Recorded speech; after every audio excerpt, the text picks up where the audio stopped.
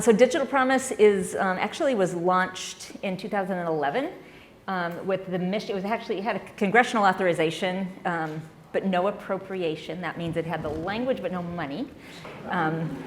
With a mission to spur innovation to advance learning opportunity for all Americans. So it has a great big congressionally authorized mission, but it's a completely independent, outside of government, nonprofit organization. We try to break down the silos between researchers, developers, and practitioners. And so we have networks of schools that we work with. The League of Innovative Schools is one network. We also have our Verizon Innovative Learning Schools, which is a powerful network of middle schools. And then we try to do a lot of storytelling, a lot of ways of making research very actionable and usable, and then stories of innovation in schools. That's great. And Modern Teacher, his mission is to scale modern learning. We are a network of districts across the United States that are following a common agnostic methodology that is really designed at the behavioral sciences of change management. So we think that you have to win the hearts and minds of people and able to scale the change. And the other key component that I think what we try to differentiate ourselves with is that the idea that we believe the unit of change is the district office. When you're trying to change from within, we think that the district has to put the necessary technological and instructional infrastructure in place for the changes to be able to manifest themselves across the organization. So I think in some ways it's counterintuitive to thinking about the classroom as the unit of change, or maybe the school as the unit of change. When we think of scale, we think those systems have to be in place for the changes to actually resonate and see themselves in. That's fascinating. So 3 people mentioned networks. I'm guessing we're coming back to networks as a possibility. And Lydia would have talked all about networks. Absolutely. With her book coming out. And Transcend works really in 2 different areas. We want to help communities ignite and advance their journey as they move on a change management process. What does that look like? What is school? What should school be? What do we want our graduate aims to be? How do we help schools create those? And not just schools, but the communities around the schools. And also we help create catalytic models. So models that people are really saying, we want these to be able to be adopted by others, because not everyone is going to build a whole new model from scratch. There are 100,555, I think, school communities in the United States. So of those school communities, everyone needs to embark on a conversation about what education should be in the 21st century, but not everyone's going to build their own new model for schooling. So let's jump right in and think about that big picture of 100,000 plus school communities. How do we even begin to tackle that? What does scaling mean to you guys? What does scaling versus spreading versus sustaining innovation? How do you approach that?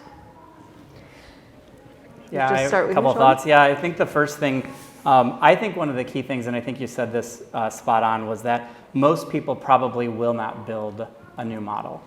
So if we start with that premise, we have to think about the fact that change has to happen in the current context of our communities.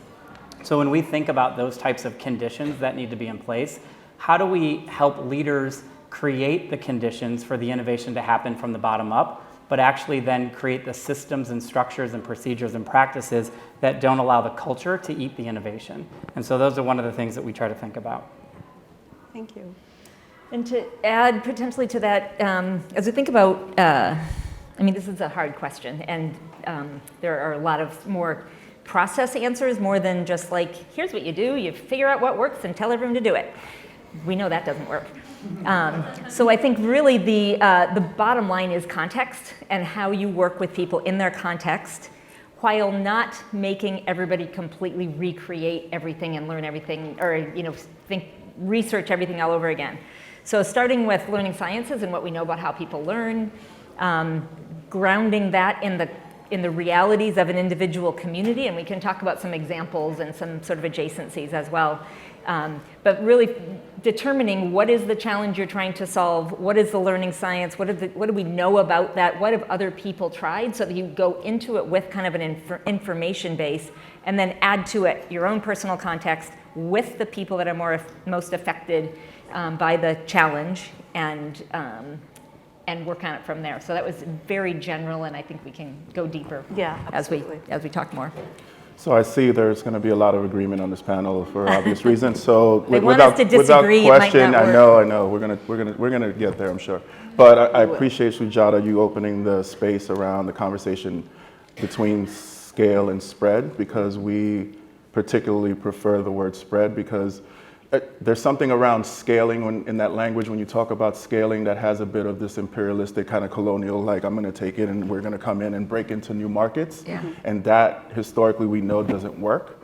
So the way we operate in partners with communities and with systems and with school districts to work with them, right, in developing the local capacities, to Shawn's point, that is not just at the school level, but at various entry points, right? So especially if we're talking about truly impacting communities at spread or scale or close to that, it requires that we work at the district level with folks there and at the school level and on the ground. And connected to sustainability is also partnering with the schools to jointly procure funding, right, for sustainability, for continuing that work, so that ultimately our goal is for the schools, although they are part of our network, and there's we believe lots of benefit of being part of a larger network where you can learn and grow and be in community with other folks, like-minded folks engaged in the same work, is also a space for those schools to become more autonomous, where they're not as dependent on the network as we've seen in other places. Go ahead, and we don't have to go in order, we can all jump in. I was going to add, and I think that's a great point, part of what I see as I kind of travel the US and walk classrooms in our districts across the country is the question of what is it that we're actually trying to spread or scale. I find that when districts go through the whole strategic planning process, most of the conversations focus on revamping the district's or the school's vision and mission statement. Oftentimes what I don't find are being able to walk through a district and have people with some certainty answer the question, what is the classroom of the future in your community going to look like? And we haven't taken that language and actually in some ways created a new language that helps people define what this is going to look like, and so that they can actually go to work every day and start to work to become proficient in that. I think we've got to move that question down to what does the classroom of the future look like, and then put the structures in place at the district office or in the community or in a network of schools for those things to actually be able to happen. I love that push, but yet you say your unit of operation is the district. So how do you reconcile those two different things? Yeah, I think it's a good point. One of the things that Gallup talks about in terms of what people want every day from their jobs is they want role definition and clarity. And so what I want to do is, if I'm a third grade teacher, I want to get up every morning and feel like I'm proficient in my job. And the moment we tell them that a new learning model is going to emerge because of new technologies that need to be adopted in the classroom is the moment I think I'm not proficient anymore. And so I think that we have to give people a clear definition of what this is going to look like, put necessary supports in place for people to be coached up to get to that place. And the district has to do that work. I think that's technological, I think that's instructional, I think that comes with a whole idea of how to build a proficient workforce with this model. So that work is at the district office, while clearly defining what that looks like in the classroom and increasingly more outside of the classroom as learning is taking place intentionally, I think, throughout the community. Do either of you want to jump in on that? Well, I was just going to say sort of stepping up a little bit, kind of to a high level, some of the reasoning behind, like people could say, well, why do we need innovation? Like, that's actually not what we're after. We're after like people, doing better at what they're doing right now and learn, professional development and teaching people how to do what they're supposed to be doing. So one of the things I think is interesting is to think about, at a conference like this, think about the role of artificial intelligence and machine learning and what that's going to mean for the workforce. There's a study from, I think, about a year ago, McKinsey Global Institute talked about the transitions in the workforce are going to mean that there are going to be enough jobs for people in 2030, which, by the way, is when today's first graders graduate. Okay, so 2030 sounds like it's way out there. It's not. It's first graders graduating from high school. so there will be enough jobs, but that the transitions to the kinds of jobs will be as dramatic as transitions out of, say, agriculture. And so when you think about why we have to really think differently and quickly, we need education to be much more of the advanced team for what's happening in the workforce than sort of a follow-on, like let's see what's happening out there and then try to get kids to catch up. So there's a lot happening between education and the workforce. And I, by the way, am not a proponent of we just need to train kids for the next thing. I also want them to very much love today, love what they're doing, be super engaged, lean forward, solve challenges. So I think that some of it is setting the condition, setting that understanding for why are we really thinking differently about the kinds of schools that we need students to have. Last thing I'll say about this is SalCon convened a group of, I don't know, 150 or so, 125 high school kids, about 2 years ago, I think, and for a Saturday. So I went to sort of observe and see what these kids were talking about. And their job was to design a school, like what do you want school to be like? And honestly, the kids designed in one day pretty much all the same things that we would probably design if we had a day all together. So I think that there is more coherence around what people want schools to look like and the engagement in schools and the kinds of skills kids are learning and the kinds of involvement. And by the way, that bodes well for a future workforce if we can, in fact, spread that kind of innovation. I just wanted to offer something that Shawn had said about teachers and the need and the desire to be proficient. I believe that to be totally true. I also think that teachers, and I'll speak I put my educator hat on, want to make sure that while I know I'm being good at my job, that I'm finding great joy in my work, and that I know what it's in service of, right? So what is the ultimate goal? And I think that also gets into the conversation around how student success is being measured and then the impact that has on educators. Do you think there's still a fear out there for teachers about what this is going to look like when you talk about machine-human collaboration and you talk about the role of deep learning and in the process and what things could be automated in all of the things that a teacher does over the course of the day? Do you think that's largely driven by a fear of the unknown? I would say that less than 5% of teachers are even having those conversations. I think that we're much more in a bubble than we think we are. I mean, all of our networks put together, if you're looking at the innovation adoption curve, we're really still early on. So how do we really spread that conversation beyond those innovators who are thinking about these things with fear or with excitement, however they choose to approach it? So maybe we should talk about networks. Networks. Jump right in. So I think connecting people with each other, connecting people with stories of what each other are doing, connecting with the powerful learning moments, with the kinds of things that kids are solving, with the with the work they're doing. I mean, shining a big spotlight on those kinds of things, understanding what's happening, so people get a sense of what's possible and how they too could try this in their school or try this at home. So I think that the network effect, being smarter together than the sum of the parts, as they say, I think is one powerful methodology. Can you define how you're using the word network before we jump on? Yeah, I mean, there's different kinds of networks, right? So there's a hub and spoke. So there's a hub, and everybody is connected to each other, but only through the middle. I think the more powerful networks are where you convene people around challenges, around cohorts, around ideas, around different likenesses or maybe differences, and then you facilitate connections between them. We find that it's most useful when people are connected around an idea or a challenge or a topic, rather than just kind of chat amongst yourselves. And so a very purposeful, meaningful network is how we think about this. And meeting through social media, or is it a face-to-face network? Oh, I think how are you I mean, thinking about face-to-face is just priceless. It really is. I mean, getting people together.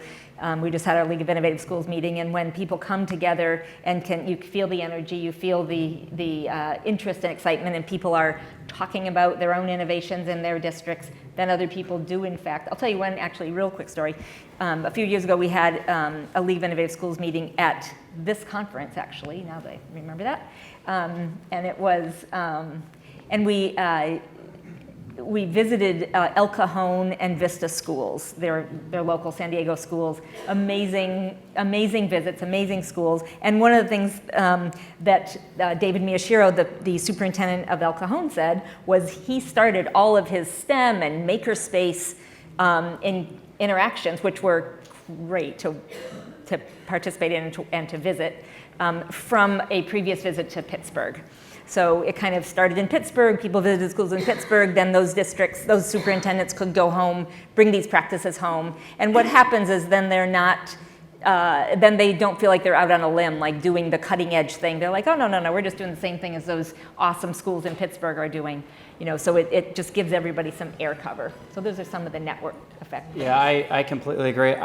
What I would add to what Karen said, and I think that's so spot on, one of the things that we found and our research showed us, and then when we started to put it in practice, we kind of saw this flywheel take effect, was that context and language really mattered to transcend geographic borders as well as state policies. So what was happening in one district in one state, how to transfer that learning and adopt that to whatever it is for their community at a much faster rate. It mattered when we put a language in place. So we wrote a framework that's agnostic to kind of what it is that it looks like at the end of the process, but it allowed people to share and collaborate at that exact precise moment in time, whether it was defining new learning models or whether it was putting a technology in place to do something different. They were able to have a language to communicate that, and it accelerated the innovation. Mm-hmm. And I'm assuming that they're also building assessments against that language. Absolutely. And building a ton of tools that align with that. And then sharing those as well. Uh-huh. Yeah. So you're crowdsourcing things. That's right. Yeah, definitely in-person convenings are what we have found is the genesis for great collaborations across our schools, school leaders, and school-based folks. And it's actually often quite just motivating for us to see when we hear stories of our school leaders and staff, several who are in this space, who are connecting offline, right? Even when we're not the formal convener of our network, and then we hear about that secondhand, sometimes thirdhand, about the great things that are happening, and then we're consistently asking for, hey, let us know what you're doing so we can help amplify that to others and the learning that's happening. The other thing that I think, in addition to those convenings and celebrating and being values-based, is also it's a space for folks committed to solving a problem of practice, right? And feeling like you are pushing forward this super human-centered design that's in the best interest of young people that doesn't always fit in kind of the larger box, and you feel like your colleagues in this work, that you have that shared problem, that shared challenge, and that you want to help tackle and work together. I feel like that's been a really grounding piece for our schools and our network. Just knowing that you're not alone in that work. Yeah, I think that's fundamental. It's like we're creating a new identity that people can walk into and have a community around. But then that brings up for me always the question of equity as someone who has almost always worked in districts. Even when I was in LA Unified, I could raise funds to send people to these kinds of conferences and convenings, but the majority of other district schools don't have access to that. So how do we not perpetuate privilege? How do we really create equity of access to innovation and innovation networks as we try to spread and scale? Or spread? Go ahead. Yeah, that's a great question. That's a great question. So equity, there's a couple things. One, I wanted to, David Brooks just did a quick thing in the New York Times this weekend. I don't know if you saw it, about poverty in Canada. Did anybody read that? It was a great little piece, takes 2 minutes to read. And basically what it said was that in Canada, I wrote down the numbers. So between 2015 and 2017, they reduced the poverty rate by 20%. What they did, 15 years ago they started, so this was, and the process was that they they went into communities. Now this is, again, to people here who are in schools, it's going to be like, yeah, right, duh. Like you have to go into the community to do the work. Into communities, and say you had 100 people working together, 25 of them, so at least a quarter of the people were people who live in poverty. So they were the ones most affected by the challenge. And they were at the table designing and helping and developing the solutions.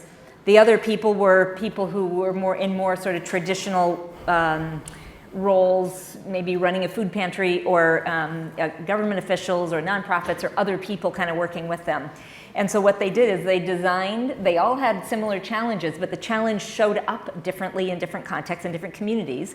So they all kind of had their own context, and they worked towards solving the challenge. At the same time, the role of the network is to be the pollinators, pick an idea from over here and share over here, and kind of move ideas around as people are working to solve that. But I just read the David Brooks thing. I didn't have time to actually dig in and do more research on it, which I definitely will do. But that process of inclusion is absolutely critical. So when we even think about reading achievement or math achievement or whatever, or high school kids that are dropping out, I mean, how often do we actually bring those people to the table to help solve the challenge? If we want to scale innovation or scale solutions, it is going to require that kind of rolling up our sleeves. So when you talk about equity, that doesn't solve like getting, they too getting on airplanes to go work with people, but it is kind of a take the process for there. Equity. Yeah, but it's definitely worth figuring out. Yeah, I agree, and I think kind of taking another lane on that, because I completely agree with that. One of the things that we struggle with is how to expand our network in rural America when you think of equity. 88% of the districts in the US are less than 10 schools. So you think about the districts that can afford to send their teachers to conferences, they're exposed to new ideas. I think there's a potential of a big innovation gap in rural America, just from a lack of exposure to these ideas. So that's one of the things that we're trying to think about, is how do we, make it affordable for rural districts to be able to join the network? How do we, are able to use our technology to scale the ideas that other folks like Cajon Valley, which I think we've got a few folks in the audience from Cajon, they are doing amazing things. It's those types of ideas that we need to continuously try to spread, where a lot of districts just don't have access to these ideas. So then we're moving to virtual networks less than face-to-face networks. Yeah, for us, it's a combination. I think you're right. Face-to-face is priceless. We facilitate districts visiting each other. We host a national conference every year on a small scale for our districts, and then a lot of it happens within our technology, because that's a part of the crowdsourcing of ideas and the efficiencies that we can generate because we're following a similar language and methodology. You have a gleam in your eye. Sujata, we go back. Way to start. So we know that in this country there are about 4 million young people between the ages of 16 to 24 that are not in school or not employed. And in terms of lost wages or income tax, that's like $44,000 a year that is kind of like not there. That's not accounted for. And that is a significant population of young people that are not being supported. And I do think that, when we talk about equity, right, and equity of resources, we also know that in so many other sectors, right, when we talk about whether research and development or innovation, once you have an example of something that is successful, that there are resources put into in some of those other areas, such as pharmaceuticals and technology. Not always the case in education, right? So we have board members and business folks in business who look at us and we explain what we've done in 22 years and our impact, and they're like, you're totally undercapitalized, right? Like, great, thank you for telling me yeah, thank you, appreciate What that. are you gonna do about it? Right, yeah, exactly, right? Board members too.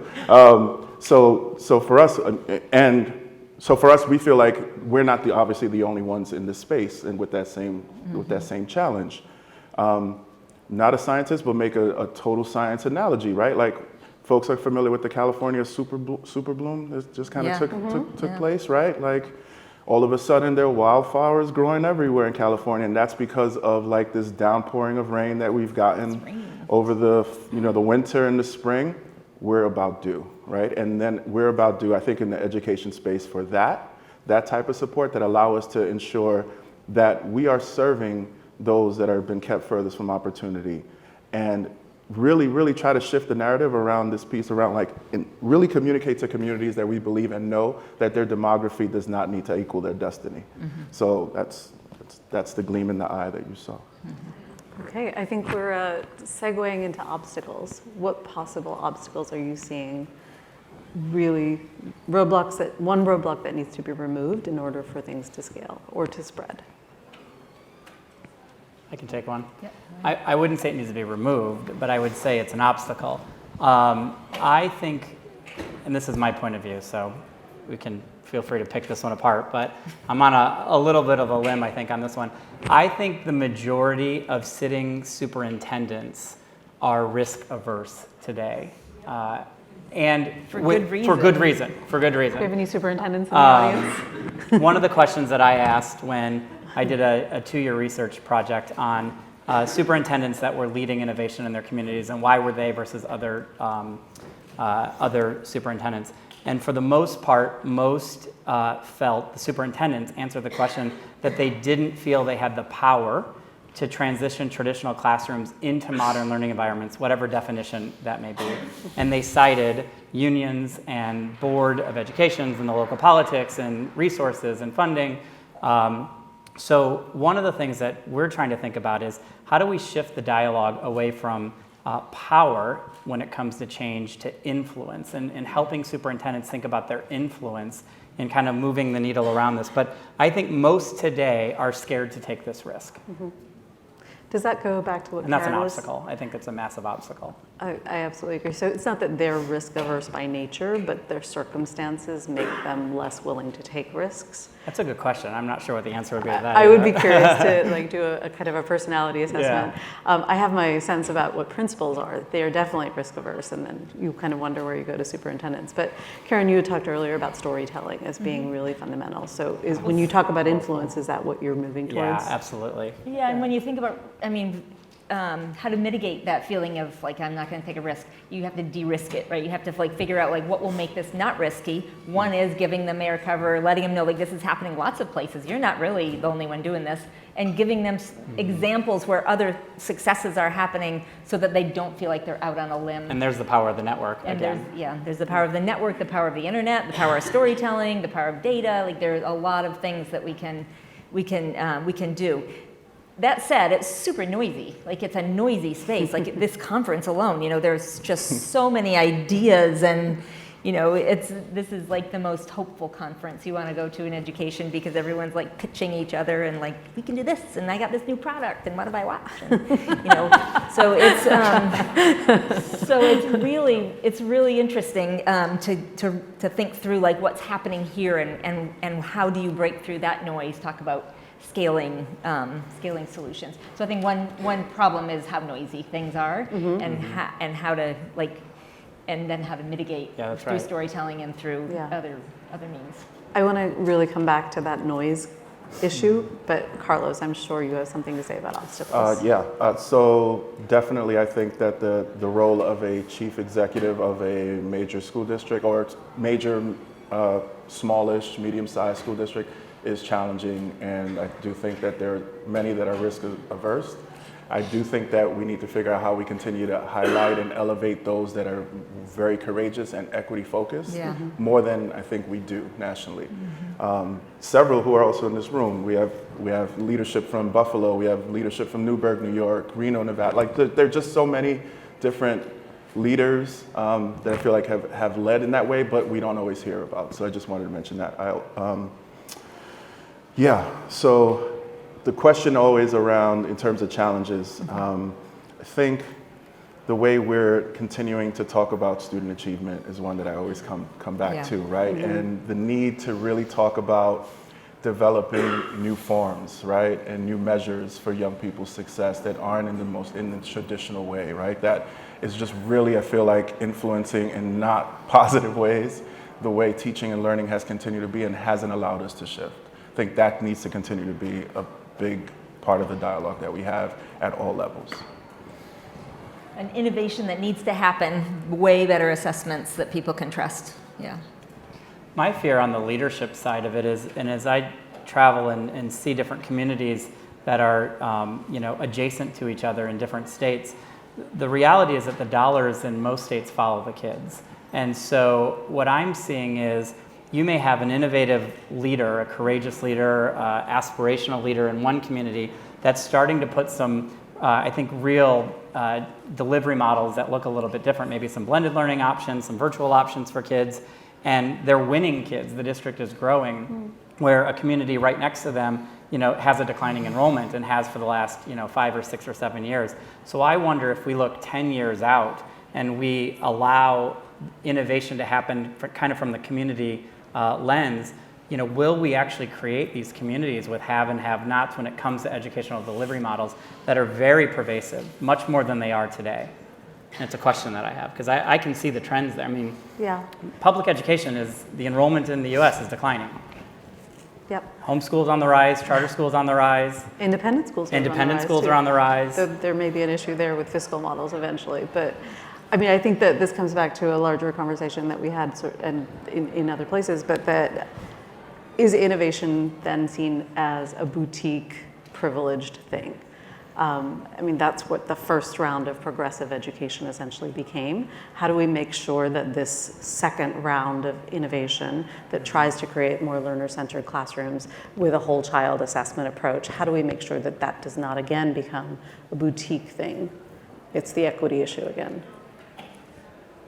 We're definitely at the pragmatic, I think, leader right now in terms of, I think you had a first wave where you had the early adopters. It's many of you that are here at this conference. Mm-hmm. It's this next wave now that's kind of much more pragmatic around solutions that I think is going to be a big question. Anything? So moving to the pragmatic, the title is like beyond piloting. What I think is interesting, like just going back a little bit, maybe closer to the just pragmatic ground here, is the opportunity with data and with the kinds of things we do see at this conference and with the interactions between large data sets where we could in fact get to some things that deserve to be scaled or deserve to be spread much more quickly. So we've been kind of keeping this conversation on the like wholesale change and wholesale classroom and the whole experience. But when you think about like certain things that actually do help people learn mathematics or learn their letters or learn to read or whatever, there are a lot of very hopeful things. And there's data and diagnostics and data sets and the kinds of things that we actually can have hope in. We can, I think about how we will know so much more about how people learn and what kinds of things are supportive for around learner variability. So this is a little bit of a different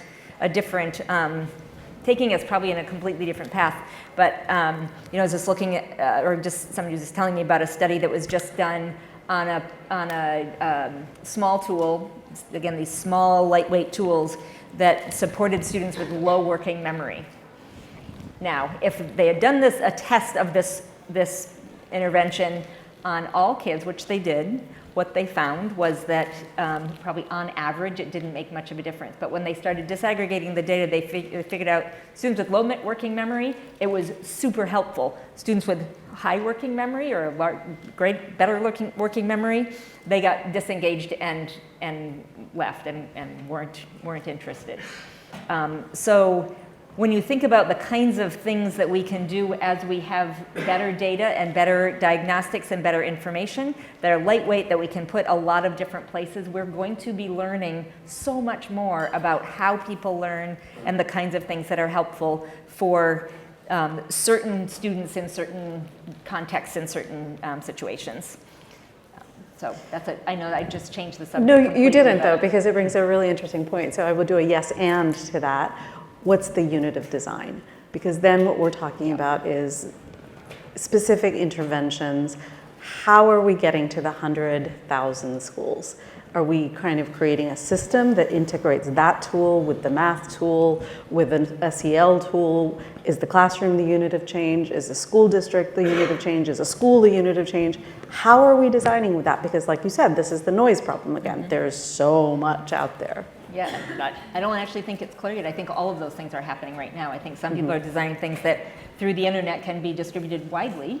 And with 250,000 people trying something, they make rapid changes and iterations based on how people are engaging with something, right?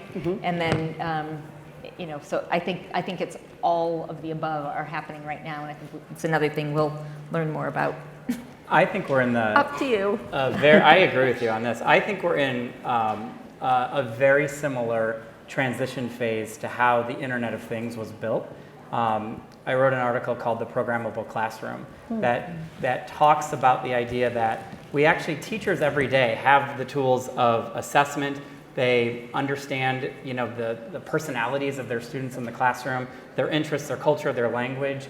When you think about the multiple vendors that make up just one third grade classroom, from assessments to content to learning management systems to student information systems to curriculum, if we can slowly, as those over the last 10 years have moved from print to analog and then eventually connected to the grid, if those things can be seamlessly designed together to automate parts of the process that a teacher does every single day just manually and gives more information to the teacher to then design the learning experience, A, in a different way, B, the ability to deliver it differently, and C, to get at the data sets that you're talking about. To me, that's where the innovation will accelerate, and we'll start to see different delivery models. So the whole push And I for think we're on that interoperability. path. Yeah. I think we're on that path. Yeah. And that's beyond piloting, because it's That's not beyond like holding piloting. something so still that you Yeah. will tell you in 3 years whether it worked or not or whatever. And it's much more of an iterative. The organization or the startup that can create the plug and play for all the vendors and gets past the student privacy data sets and can has change- AI behind and it. change- and has the AI behind it will be a home run, I think, in terms of an idea. If I had $100 million, that's where I would invest it. But then we're back There's at probably the been that much classroom. invested in Newton, for example. Way more. But it's than one they- vendor. I know. It's one vendor. And I would argue that it's the one that can bring the 20 together, because districts have a host of partners that they use. That's probably not going to change for lots of reasons that are practical and political. So the boutique-ish comment always hits a nerve for us, right? Because we've been around for 22 years and have, again, 60 schools in the US and then 100 internationally. And that growth, our international kind of footprint has happened in about half the time. And it was interesting because a lot of the conversations when we have went with systems, with districts, with schools around practices, I think there are a lot of things that are very unique to big picture learning. But then they always gravitate to this piece around the real world learning component, the internship piece. So because of that, and I think a scale play for us that we found that was very important was the development of our internship platform and application called Emblaze. That is not just for big picture schools, it's for any school, organization, system, district that's interested in supporting their young people to have student-driven real-world learning opportunities and really monitor those and support those holistically. So we have, I know David, I might throw the number out wrong, but we have over 50,000, I think, students currently actively on the platform. And we're excited about how that may continue to spread and develop and, again, not be as boutique-ish in terms of practices that we see in terms of that unit of measure. Like, what is that authentic entry piece to working with young people and like getting them excited about their learning. And it's fundamental enough that it would catalyze change in the rest of the school model. I think I want one final question, and then we open up to the audience briefly. So you talked about sort of one next step that your organization is taking to spread and scale with Emblaze. I wish you guys would each say something as well. What do you see as the next step that you might take? So two things. We're working on this notion of inclusive innovation. and thinking about, so innovation is, big ideas that go to scale is actually the definition of innovation, or actually something that solves a problem and goes to scale, right? So we're thinking about inclusive innovation. So when we talk we work with districts, it's thinking about something you're doing in your district that is in fact somewhat innovative at solving a challenge, and then thinking about who has access to it and who's included, who participates, and trying to go up and to the right. So continue to create innovations, meaning it solves a challenge, and then improving the inclusion, so that you're having many more people, especially, again, this is to build equity, but it's this notion of inclusive innovation. It also gets to what we were talking about before about including people in the process of innovation. And just one thing that we're doing specifically, we just launched something called Innovation Portfolios, and it's an online tool where the League of Innovative Schools districts can publish their own portfolios. So they can say, here's something we're doing. So we're trying to, again, get things out there so people can actually see them. And currently there are like 172 different stories that people have published, and you can search and that kind of thing. So we just launched that right last week, I think. So thank you. That's great. And we're committed over the next 18 months to trying to facilitate a dialogue between a student information system company, a learning management system company, a digital content company, an assessment company, and a voice recognition company. Wow. To say, what if we could program all of you together and see what would happen? That's great. Thank you. We look forward to hearing from that. There is so much expertise in this room. I welcome you guys to join into a conversation with the panelists. Anybody want to jump in? Please. You answered the question about obstacles to innovation. Thank you. When you asked, we're discussing the question about obstacles to innovation, there was a lot of, I think, a reference to politics and unions, and one question that made me think about was, how much attention do you pay or should you give to changing the rules, changing the laws? How much effort and resources should be dedicated to that? And maybe associated with that, how much attention or focus from the innovators should be given to the decision makers and governance, systems of governance, particularly for districts who are making some of these critical decisions? That's a great question. Mm-hmm. So from our organization's perspective, we don't typically get involved in that. That's just simply because we don't have the resources.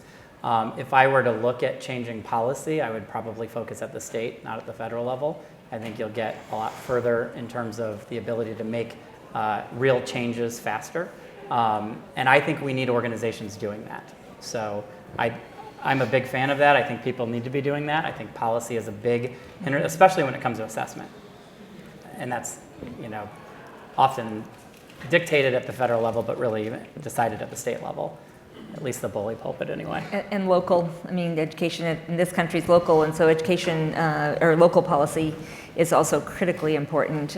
You hear the term evidence-based policy, which sounds like just a buzzword, which it kind of is. But it just means, don't throw the baby out with the bathwater. Like, really consider the kinds of policies and where a policy has enabled something in another place. But I would also, maybe not right now, maybe after, I'd love to hear your answer to that question too, because usually people have here's a law or something that I wish would change. I'd love for people to really think outside of the box on this. And so while it's probably, if you're inside a district office, it's pretty difficult to navigate and it's a full-time job. I would love to see somebody interested in the public good fund a visionary district superintendent that can opt out of state assessments. And the only way they do that, you have to supplement the federal dollars and the state dollars that you get with the choice to opt out of state assessments, which is in the millions. Give them 5 years and let's see what happens. Fund that project. I think that'll change policy overnight. Well, like what's happening in New Hampshire. And there Yeah, are some exactly. places that. So, but I'd love to see that in more pockets Absolutely. around the U.S. Yeah. Yeah, and for us, it's definitely not an in-house capability or function that we have, but we do have a number of strategic partnerships with other policy groups that we need them and they need us. So for us, it just feels like the right marriage, the right connection. Folks like Learning Policy Institute, Alliance for Excellent Education, folks there's actually a thread within the Council for Chief State School Officers, all the commissioners of education across the country that are having a dialogue around, some of the different barriers that don't allow for some of the more innovative practices. So, but it's definitely not an in-house capability in terms of, for our organization. I think we have time for one more question or conversation. three over here. Oh, go ahead. First, I just wanted to say thank you for this panel. The best session I've been to so far. Oh, well, thank you. My question's around when you're talking about creating and scaling innovation, I feel like it's hard to escape the fact that measuring that impact of the innovation is really important. I'm wondering if each of you can speak a little bit about how you think about that within your organization and how you report that impact back out. Yeah, so I'll jump in. So measure. There are all sorts of measures. I mean, it's hard. I'm not going to say this.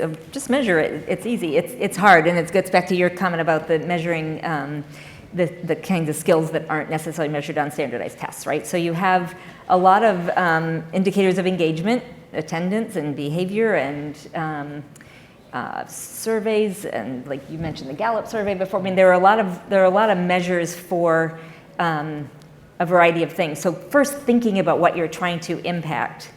But I will say, without kind of boiling it down to something measurable, because you also don't want to ignore all of the other context factors. So I think that's one thing. So in general, I mean, there are a lot of measures to be had, but really kind of taking the time to figure out what you are going to measure.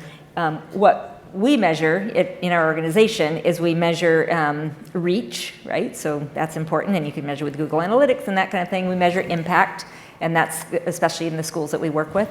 We also measure what we call innovative outputs. Are we doing something that is different than just publishing a paper, or not just, papers are great, but what are the other ways of making something really understandable and accessible, and then measure kind of growth, so as an organization. Go ahead. Papers are great. Papers are Yeah, great. yeah, papers are great. White papers, we need more white papers. Yeah, so since we're primarily a kind of secondary school model, so primarily high schools and some middle schools in our network. So we really start thinking about, in addition to the in-time data points that come out that measure success of schools, is also longitudinally. Like, we want to know if our students, how are they succeeding and thriving after they leave our community and our spaces. So we're excited, again, in partnership with other research groups, is to hear that so many of our young people, but close to 3/4 of our young people, are landing and securing family-sustaining employment, and it was directly connected to some of their learning opportunities in school. For us, that's a very pointed, very clear data point that we're very proud of. We're also very excited about the young people that choose to go on to college, that are persisting and succeeding at high rates. Graduation is great, right? We need to get them to graduate. That's the function of the school, but it's got to be beyond that. Yeah. So for us, it's some of those measures.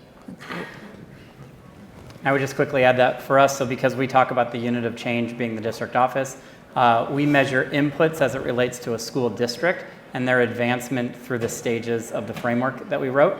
And then on the output side, we look at individual districts, and we look at their ability to reduce the achievement gap for kids that are living below the poverty line. And then we're also looking at and trying to highlight districts that are trying to completely redefine metrics. So another example would be, not to pick on the great people from Cajon, but they're looking at happiness. And could that be a student metric?